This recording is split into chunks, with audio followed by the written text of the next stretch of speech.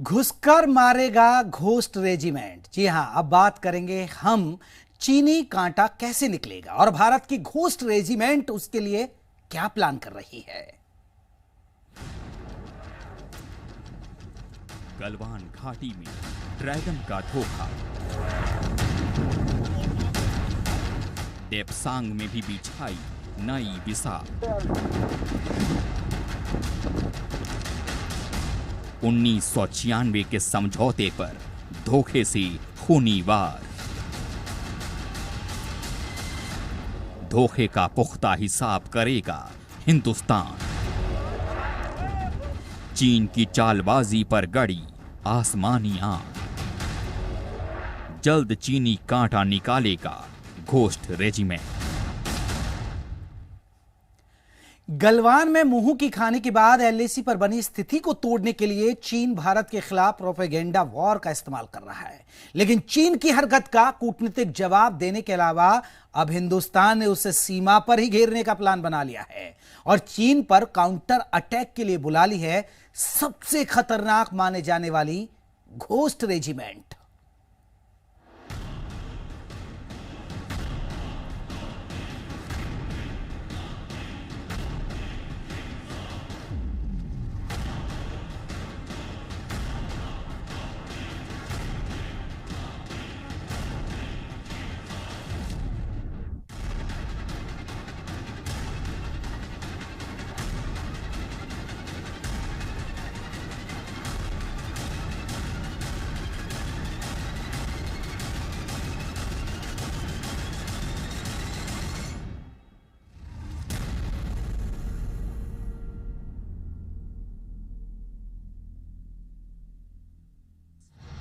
ये तस्वीर महज 3 साल पुरानी है, जब तत्कालीन रक्षा मंत्री और मौजूदा वित्त मंत्री निर्मला सीतारमण के साथ चीन के सैनिक हाथ जोड़कर नमस्ते का मतलब सीख रहे थे। उम्मीद बन रही थी कि मोदी सरकार के दौर में चीन बदलेगा और अपनी उस पुरानी छवि को तोड़ेगा जो ऐतिहासिक तौर पर उसकी छवि एक धोखेबाज की बनाता है। नमस्ते। Namaste. You know what namaste is? Namaste. No, no. Do you know what namaste is? It's just the next. Greetings. Greetings. No, no, no. Hold on. Let him. He knows. Okay. Is this me? What would you Nice say to in meet Chinese? What would you say in Chinese? We just say 你好. So I say namaste. Okay, listen. 他们 namaste 就是你好的意思，就是跟我你好， Namaste. 你好。你好。 Right? Okay. लेकिन गलवान में चीन ने फिर साबित कर दिया कि उसकी पूंछ सीधी होने वाली नहीं है। हिंदुस्तान के नमस्ते के जवाब में उसने अपना वो वहशी चेहरा दिखा दिया है जिसे याद कर आंखों में खून उतर आता है।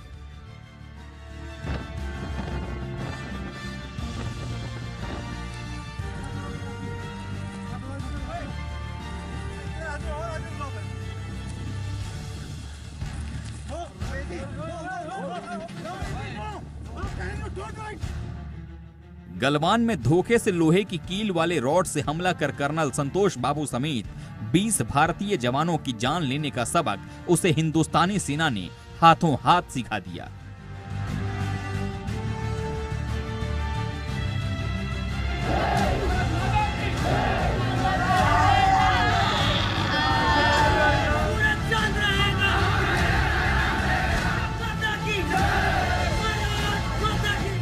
इंडियन आर्मी जो है एक क्लीन वॉरफेयर में भरोसा रखती है और उस क्लीन वॉरफेयर में जब भी कम्बैट सोल्जर के सामने मुश्किल आ जाती है, जब उसकी लाइफ थ्रेटनिंग होती है, जब देश के सामने खतरा पैदा होता है, तो वो अपने प्रशिक्षण के मुताबिक उस कार्रवाई का जवाब देते हैं और जब तक वो दुश्मन को ख़त्म नहीं करते तब तक वो मोर्चा छोड़ेंगे नहीं। ईंट का जवाब पत्थर से देते हुए 16 बिहार रेजिमेंट के हमारे जांबाजों ने गलवान में इतनी बड़ी तादाद में चीनी सैनिकों को मौत की नींद सुला दी कि उसे कबूलना भी चीन को मुश्किल हो रहा है।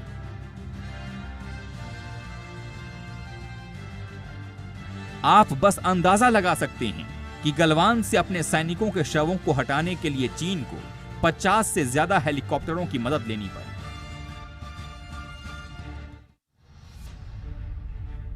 चीन ने 15 जून की रात को जो धोखा किया, ड्रैगन के उस कांटे को निकालने के लिए कमर कस चुका है घोस्ट रेजिमेंट। बस देखते रहिए, अब चीन के हर धोखे का हिसाब होगा, बराबर हिसाब होगा।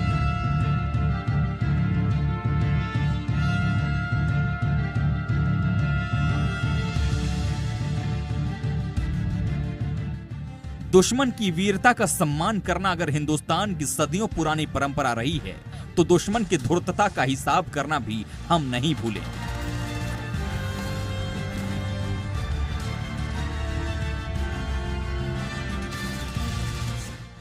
और जहां तक चीन का सवाल है, तो धूर्तता उसकी रगों में खून बनकर दौड़ती नजर आती है। हिंदुस्तान और चीन के बीच में जो अंतर्राष्ट्रीय स्तर पे जो समझौता हुआ था 1993 में, 96 में, 2005 में, 2015 में, उसके तहत ये दोनों की विचारधारा इस बिंदु पे जाके गई थी कि हथियार कैरी नहीं किया जाएगा लाइन ऑफ एक्चुअल कंट्रोल पे। और तो उसका दूसरा विकल्प चीन ने ढूंढा कि गुत्थम गुत्थी, हाथापाई, फिजिकल एक दूसरे के साथ गुत्थम गुत्थी करने का रवैया अपनाया। चीन ने इस अनार्म्ड कॉम्बैट का बहुत ही विभत्स रूप का रास्ता लिया है और अपने ट्रुप्स को, पीएलए ट्रुप्स को बहुत क्रूरता के साथ यूसी का इस्तेमाल करते हुए और आयरन रॉड्स का इस्तेमाल करते हुए, क्लोव्स का इस्तेमाल करते हुए कैसे हिंदुस्तान के जवानों को क्रूरता के साथ मारना है, इसकी ट्रेनिंग दी जा रही है, शिक्षा दी जा रही है पीएलए के द्वारा अपने ट्रुप्स को। गलवान के बाद पैंगोंग में भी चीन ने अपने सैनिकों का जमावड़ा लगाना शुरू कर दिया है, लेकिन चीनी सैनिकों के दिलो दिमाग में कहीं न कहीं 16 बिहार बटालियन के शहीद जांबाजों का शौर्य डर बनकर घूम रहा होगा।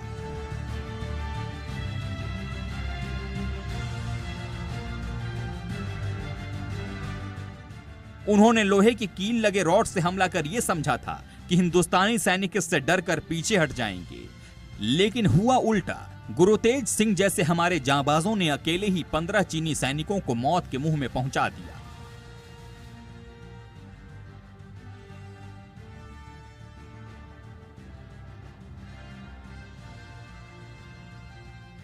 शहीद गुरु तेज सिंह जैसे जांबाजों से हिंदुस्तानी सेना भरी पड़ी है।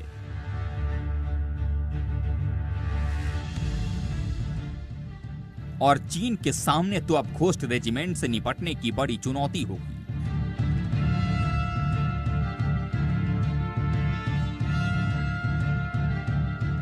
अगर आप सोच रहे होंगे कि घोस्ट रेजिमेंट है क्या, तो जान लीजिए ये भारतीय सेना के जांबाजों का वो चक्रव्यूह है जिसमें हर एक लड़ाका दुश्मन के कई सैनिकों पर भारी है।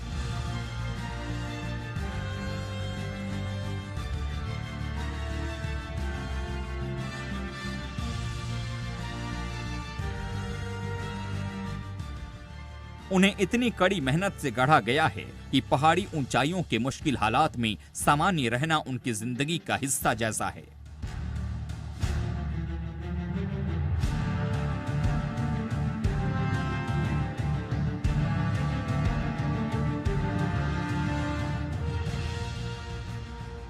जो हमारी फौज की जो शारीरिक शक्ति है, जो शौर्य है, जो मिलिट्री ट्रेनिंग है, जो उत्साह है, जो राष्ट्रीयता है, जो मरने की पूरा ये मान के चलते हैं कि हम जब फौज में गए हैं तो हो सकता है हमारी मृत्यु हो, हम शहीद हों।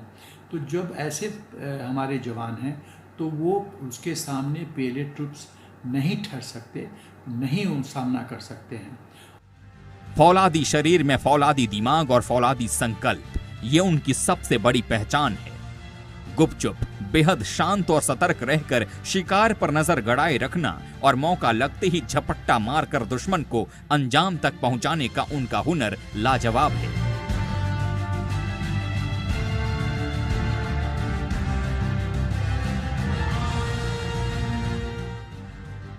गलवान की धोखेबाजी के बीच हिंदुस्तान के घोस्ट रेजिमेंट ने कैसे चीन के छक्के छुड़ाने का चक्रव्यूह रच दिया है, और उनके साथ कदम से कदम मिलाने के लिए भी हमारी सेना की कई टुकड़ियां तैयार हैं, ये भी हम आपको बताएंगे। लेकिन उससे पहले ये भी जान लीजिए कि चीन किस तरह अपने सैनिकों को बेहद बर्बर तरीके से ट्रेनिंग देकर उन्हें खूंखार बनाने की रणनीति अपनाता है।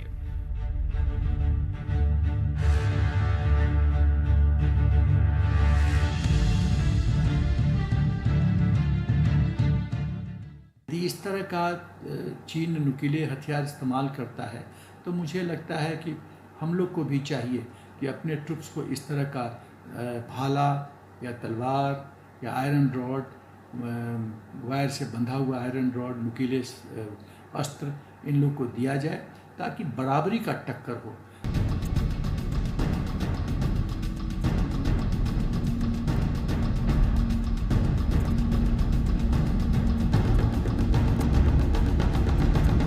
चीन ने अपने सैनिकों की ट्रेनिंग के लिए एशिया का सबसे बड़ा ट्रेनिंग सेंटर बना रखा है। ये ट्रेनिंग सेंटर मंगोलिया के पथरीले इलाके में बनाया गया है। इसे जुरहे कंबाइंड टैक्टिक्स ट्रेनिंग बेस कहा जाता है।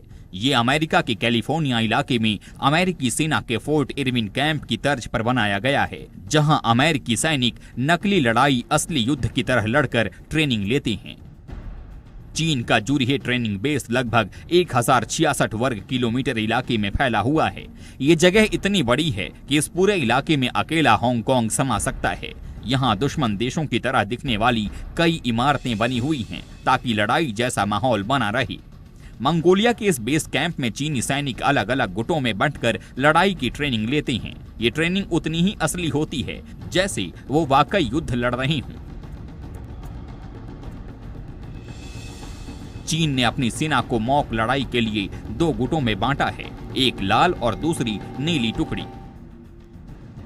पश्चिमी देशों में मॉक लड़ाई के लिए दुश्मन सेना को लाल रंग दिया जाता है, लेकिन चीन कम्युनिस्ट देश है, इसीलिए चीन ने दुश्मन टोली के लिए नीला रंग और खुद के लिए लाल रंग का चयन किया है। चीन में नकली लड़ाई को स्ट्राइड कहा जाता है। इस नकली लड़ाई की एक और खास बात है और वो ये कि इसके जरिए चीन अपनी दुश्मन देशों की सैन्य रणनीति का अध्ययन कर लेता है। चीन के दुश्मन देशों की सूची में पश्चिमी देशों के साथ साथ भारत भी शामिल है। पिछले 60 सालों से चीन ने इसी तरीके से अपनी आर्मी खड़ी की है, लेकिन हिंदुस्तान का घोस्ट रेजिमेंट कैसे काम करता है इसकी भनक तक चीन को नहीं है। यही वजह है कि अपने सैनिकों को चीन ने लाख कड़ी ट्रेनिंग दे दी है, लेकिन घोस्ट रेजिमेंट के सामने उसके सैनिक टिक भी पाएंगे या नहीं इसका अंदाजा तक उसे नहीं है। ब्यूरो रिपोर्ट, जी मीडिया। तो हमारी स्पेशल रिपोर्ट में बस इतना ही है कि छोटे से ब्रेक के लिए रुकेंगे। ब्रेक के बाद भी यहां खबरों का सिलसिला रुकेगा नहीं।